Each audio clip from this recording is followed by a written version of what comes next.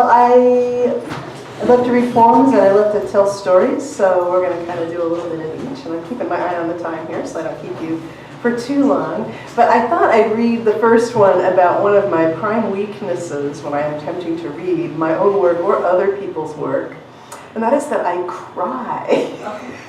So I'm going to try very hard not to cry tonight, but I thought I'll start with this poem called I Hold Poems. Those most beautiful I can't read for a crowd.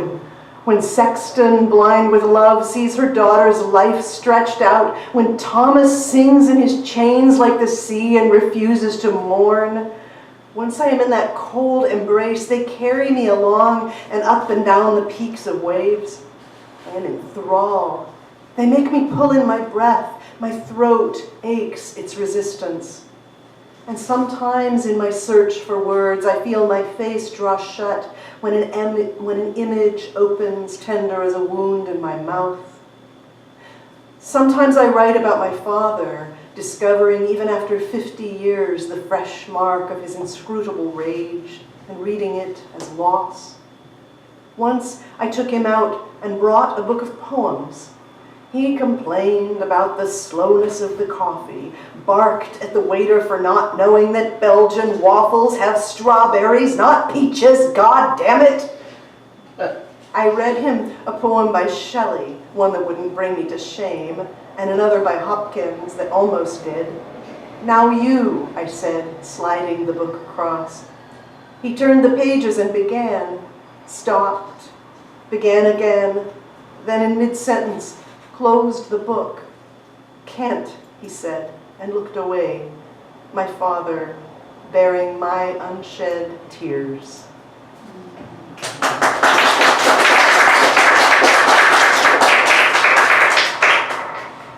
So in honor of finally getting to do this residency in France, which has been on hold for 5 years, I'm going to read this little poem that I did in a poetry class with some teenagers, and I told them write in a language other than English. So all the kids in my class wrote in Chinese, even the kid from Japan. They all wrote in Chinese, and I wrote in French. And we got up and read our poems to each other, and I didn't speak Chinese, and they didn't speak French, and it was kind of fun and hilarious, and it just gives you another way in. And the victory that I found was the girl who said, oh, I need to go home tonight and study my Chinese. And I was like, yes! It's the middle of the summer and she's got to go home and study her Chinese. So that made me really happy. So this one is in French and then I'll read the English translation. And I'm not even going to tell you what it means until I read the translation, because I think one of the things about poetry is just the sounds of the words and to hear the beauty of any language and its sounds. So this poem is called Ce que mon nom veut dire. Mon nom veut dire courage, passion, pureté. Mon nom veut dire ce qu'un oiseau dit quand il vole dessus une temple, ce qu'un enfant dit quand elle imagine des âmes dans des dessins de craie. Mon nom veut parler des escaliers, d'ascension, du baptême, des flammes. De nuit en nuit, mon nom s'inquiète. Il marche le long des corridors en conjurant des images de nœuds. Le matin, il se réveille. Dans la fenêtre, un oiseau, ses ailes en feu, chante le rythme de mon nom. What my name wants to say. My name wants to say courage, passion, purity. My name wants to say what a bird says when it flies over a temple, what a child says when she imagines souls in chalk drawings. My name wants to speak of stairs, of baptism, flames. Night after night, my name frets. It walks the halls, conjuring images of knots. In the morning, it wakes. In the window, a bird, its wings on fire, sings the rhythm of my name.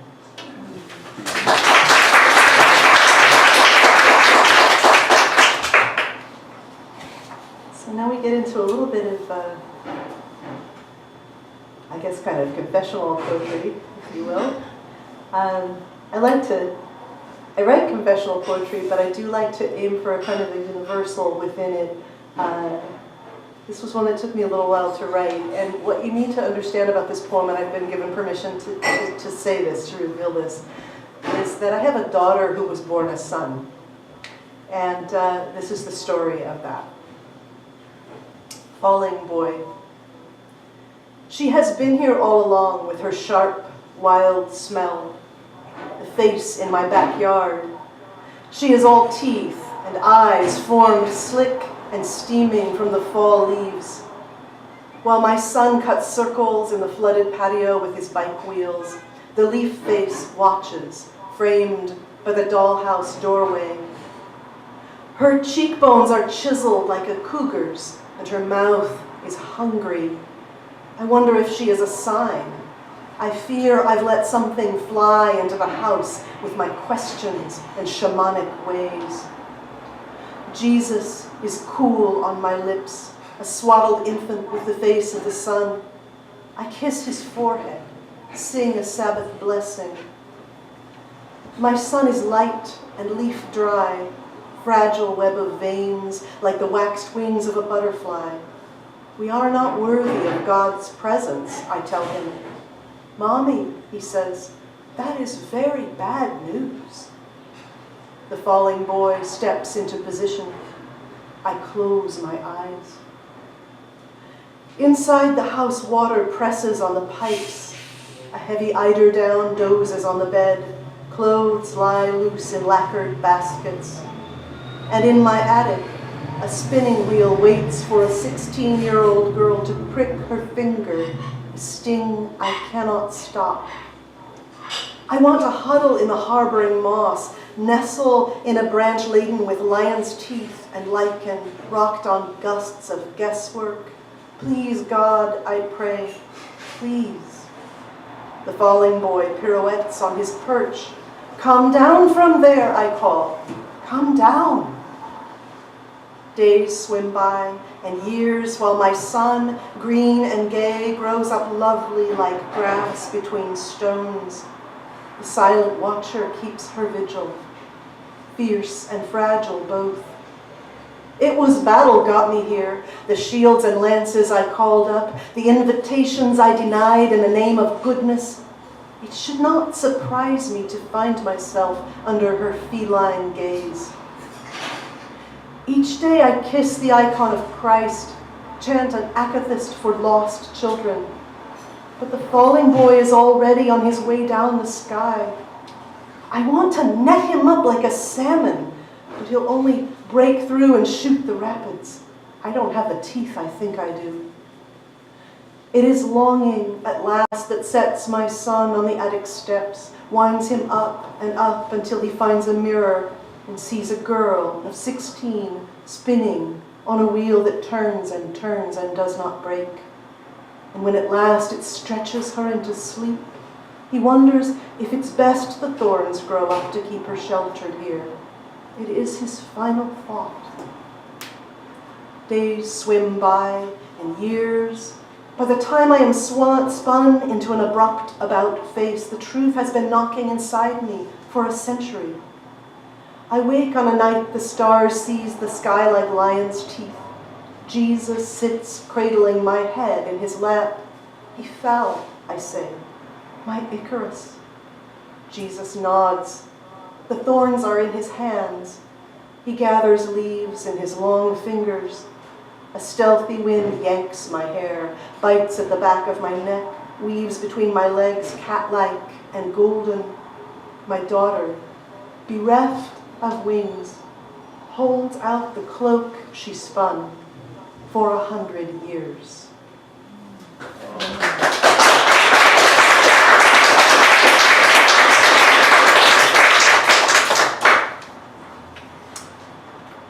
So this one is called Stones, and I wrote this for Poets Against Hate. I guess I'll just read it. It begins and ends with lines out of Arthur Miller's The Crucible. So it starts with an epigraph and then it ends with a couple of lines from The Crucible. So if you're familiar with that play, you'll recognize those lines. Stones. Great stones they lay upon his chest until he plead aye or nay. It were a fearsome man, Giles Corey. Arthur Miller, The Crucible. There's more to Dad's legacy than this. There's his resonant voice reading Tennyson. There's John McCormick on the record player, the immigrant great-grandparents who pass their Irishness down like a wishing stone. There are the 6 siblings, the poverty, the small Protestant Iowa town he left behind. Then World War II, the GI Bill, and Dad arriving finally, victoriously, in law school. But there is also this, the onus of other, that must be handed on like an ill-fitting jacket to someone else. The blacks, the gays, the is short for them. He would enumerate their sins, enumerate any sins, crime, violence, ignorance, existence. Always they were on trial, and always he'd produce ample evidence for conviction. You're just naive, he'd tell me. When you're older, you will understand. His certainty squeezed my rib cage, sucked the breath out of my lungs, each charge like a stone upon my chest. His witness was only, my witness, was only flimsy principles, do unto others, all created equal, against the crush of his convictions, argued with the zealotry of a true believer. We know who the real problem is, but we're too politically correct to say so. Bit by bit, his bigotry diminished him in my eyes. I saw how it possessed him, how it took his every good thought captive. I couldn't see then that he was shoring up his own fortress as his life grew smaller, as victory gave way to despair, and the law office gave way to homelessness. He didn't blame the devil for his troubles. He found devils in human beings, so much easier when you can identify the guilty party. In time, I found my own them in people who read the Bible differently than I did, or didn't read it at all. They were the liberals, the atheists, the literati. Then, as I evolved toward enlightenment, they were the conservatives, the narrow. Thank God I am not like that billionaire, and conveniently I will never be a billionaire. Because all this hating is not from me, it's them that are the haters. I am a Seattle native, well, not native exactly, but you know what I mean. I give my money to the right campaigns. I am the mother of a queer child. Some of my best friends are black. I get a pass.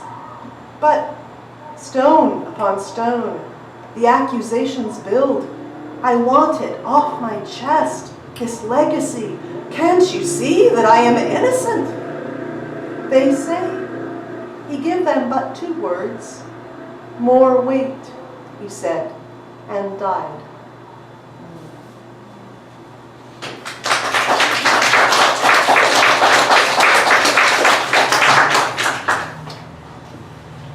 So my dad was a complex man. I loved him very much. And he struggled with mental illness. And so one of the things that came up a lot was suicide threats and suicidal ideation. And that's something that I've kind of struggled with my whole life. I'm working on a book right now that sort of addresses that, where I'm actually having to kind of, I took this poor 17-year-old character and gave her my family. So she travels in time to kind of escape my adolescence, I suppose. But it's been many years of working through, but he was a paradox. He was a lovely man, actually, but also often really ugly, and it's always been hard to reconcile, but I guess that's, I think some of the ugliness, the racism in particular, I felt like maybe I hid behind his racism, because if he was a racist, then I was this great, wonderful, open-minded person. You know, I mean, I could just talk about that and not deal with myself. So I think when we're unhappy with our parents, sometimes we do need to look inside a little bit and see what's going on in there. This is from Considering Flight, which I wrote over 10 years ago. And it was sort of me as an adult having a conversation with him. And he was still living when I wrote this, and he read it. In fact, I found it among his things. I found it right next to where he sat every day, a copy of Considering Flight, and then a copy of a short story by that title that I had written previously and that dealt with this topic, and which I gave to him. And so this is called Bridge 1, and it's about having given him that story and sort of opened that topic up for the first time as an adult and said, hey, this is what it was like, Dad, kind of thing, you know. And so here we are. Bridge 1. The night I give you the story to read, I walk across the Duval Bridge to photograph the moon. Midsummer now, and she hangs like a pomegranate pregnant with seed. I try not to imagine the drop to black water. My hand tightens on the rail as a pickup blows past. In the story, I am 16, and you listen to Elizabeth Schwarzkopf on the stereo while Mom tells you to get a job.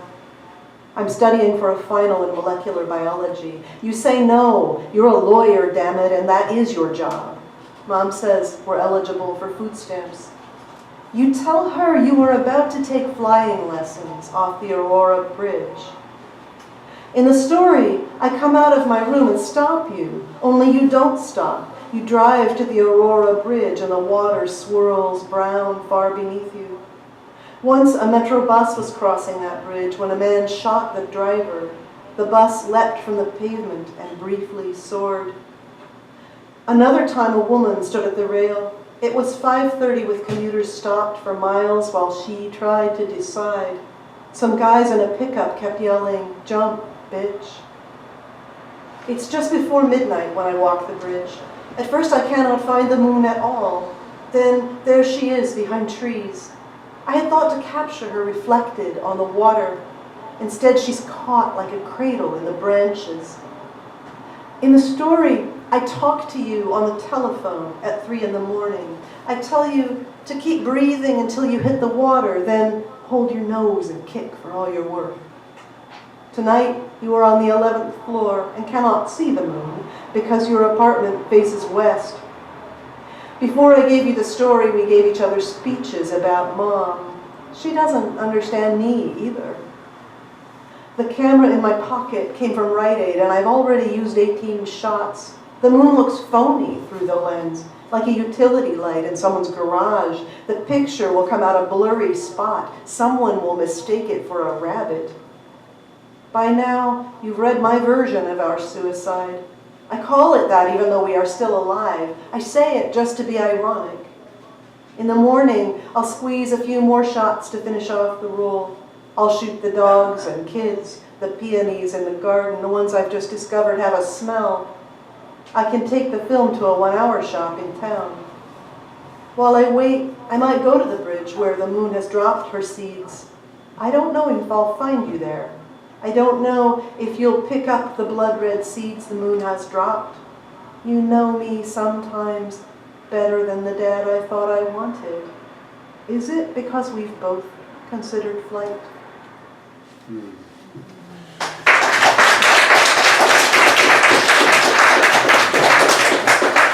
Bridge 2, Crossing. In the story, I called you a monster. You said other people's renditions of a man were never complimentary. That's how I felt, I say. I was 16. I am crossing the floating bridge. The phone receiver buzzes in my ear. Someone has taken away the whirligig fountains at the West End. You say, no, you can't get together for a drink or even coffee. You slept not enough, you say, didn't get to bed till 7 in the morning. You have laundry to wash and want to sleep some more. Maybe I could have called earlier. This shoots a hole in all your plans. I say, yeah, okay, I only thought we should talk after the story. I never said those things, you say, not to you, only to your mother. You did, I say, and I would freeze. Maybe you didn't know that I was there, but I remember the way it felt the night I heard the blue electric jolt between my shoulder blades, how after that everything had changed. Your mother, you say, your mother, your mother, your mother. I have crossed the gray water and now must merge with traffic. If you died to her, you think you'd not be dead to me? I'm near the exit to your place. I wonder if I could just come up to your apartment and help you fold your shirts. It's poison with smoke in there, but so is the Blue Moon Tavern where I decide I'll go instead. I'd worried my chronology would hurt you, drive you out that 11th floor window after all. But now I see you're nestled with your wound. The marks fit just so around your neck. You need to finger them for comfort. All right then. I've no need for irony. You're neither monster nor angel to me now. Still father. But I feel the lines of burning in my scapulars. Scars, perhaps. Or wings.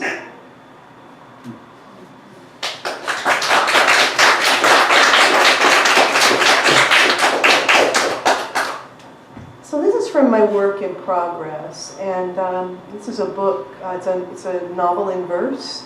It's a YA novel in verse. It's called Looking Glass Girl, and in this section, the main character's name is Alice. So of course, Looking Glass Girl. She's a volunteer at the Seattle Art Museum, and she's dealing with kind of the same family issues that I did. And at this point in the story, she has gone to her dad's office. She's heard that he has a suicide letter and that he keeps it with him. And she thinks, if I could just find it, maybe I could get him some help. I could find it, I could show it to someone, and maybe I could get some help for him. So she's done that. She's gone to his office. She rummaged through his drawers while he wasn't there, and in fact, the letter was in the drawer. And this actually happened. I did do this. And but I didn't work at the Seattle Art Museum. And the rest of this is, you know, it's highly fictionalized, but it is kind of drawn from some situations. So this is right after she's read the letter, which is heartbreaking. In fact, it's the most beautiful letter he ever wrote me. It wasn't just a suicide letter. It was, I mean, it was, but it was the most honest he'd ever been with me. And while it's a terrible thing, I treasure that letter. So, and, you know, here's what happens. This is called To-Do List. I tuck the letter back inside its envelope and stare at the jugs of floor cleaner lining the bottom shelf. I close my eyes for a moment, then open them. No tears, no time for questions, just go, go, go. Find the number for Seattle Mental Health. Call them. Show them the letter. Show them how. Is their office downtown? Close by? This mildew smell is killing me. It only takes a minute to make the call. When I hang up, I can't remember what I said or what they said, except that they would send someone here to meet me in the forum. I've barely escaped the supply closet when I'm caught. Ty, this is the boy that she's in love with, and she said this horribly racist thing to him, kind of based on things that her dad said, and so she feels like she can't talk to him. Ty, just passing. He swings his head around, looks from the closet door to me, and his eyes widen. The letter feels like it's burning a hole in my palm. Ty's eyes feel like they're burning a hole in my soul. I said those words to him about gangs. I made him into a gangsta. The other letter, the one with the sketch, is hidden in my bag, a weight of questions at the back of the volunteer room cupboard. I sneak a glance at him, then look away. Stay with the plan. Stay with the list. 1, get to the forum. 2, meet the mental health person. 3, show them the letter. Head down, I dash past him. I don't stop until I get to the volunteer desk. And Willie, still in her feathered bonnet, turns her face to me, strangely sad. Alice, she puts her hand on my arm. I spoke with your mother before she left. Are you all right? Mom talked to Willie? What did she say? Why Willie? Mom doesn't know her, except for on the phone. I sputter. They're meeting me they're coming here to the forum.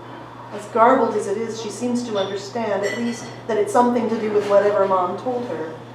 "Let's get you to the volunteer room," she says. "I'll send the person to you when they get here. No one should need the room for at least an hour." She bustles me upstairs, then takes a note card, writes "private meeting," and sticks it on the door. "Is this a relative who's coming?" she asks. "No, it's someone from, I don't know them." Dad's letter is folded up in my pocket with the scarf. I'm not sure I really want to hand it over to a stranger. Willie sits down in the chair across from me. "Alice," she says, "I was married for 25 years to a man with severe bipolar disorder. I loved him, but there were many nightmare days. We had 3 children, and I didn't know until they grew up how it had affected them. They simply would not talk about it, not any of them. I find my voice. What happened?" Willie is quiet. "He died, honey. She doesn't continue, but I know from her face that he took his own life. "I'm sorry." Willie takes my hand. "This is not about me, honey. That was a long time ago. If this person who is coming is someone you can talk to, who can help you, you talk. You let it all out. You don't stay silent." Dad's letter is lead in my pocket. She thinks this is a counselor coming to comfort me because of something I have no control over. But I do have controls. I have the letter, and I will use it to save him.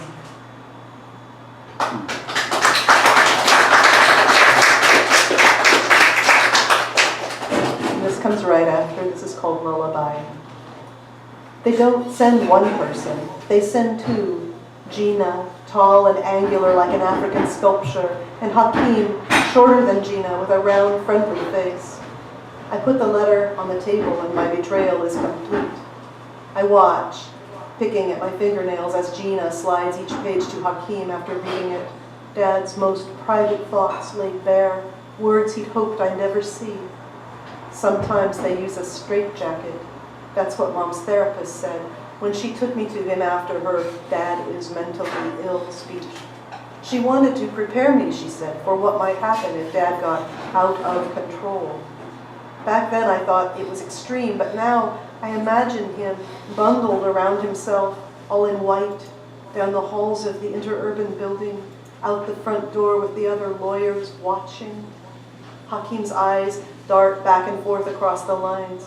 I think of my mother's voice singing me to sleep, sweet and low, wind of the western sea, low, low, breathe and blow. That's where I want to go, back to being 6 years old, back before I knew anything. Gina reaches across the table to touch my hand, and my throat tightens. "Don't be nice to me, don't." I swallow down my sorrow. No time. Will his head be bowed, or will it be defiant when I send them to steal the last vestige of his dignity? Over the rolling waters go. It's to help him. He needs help. Come from the dying moon and blow. I have become my mother, merged with her certainty about his sanity, willing to sell him. I want to tell him, you must understand how it is. We can't be a stupid bitch anymore. We can't walk anymore on the thin glass of threats. But I want you alive. Please, alive. They will take him, white as the dying moon. Over the rolling waters, they will stay the course of my treachery. There will be warm plates of food, soft blankets, and a bed. They will sing to him, low, low, breathe and blow. They will blow him again to me.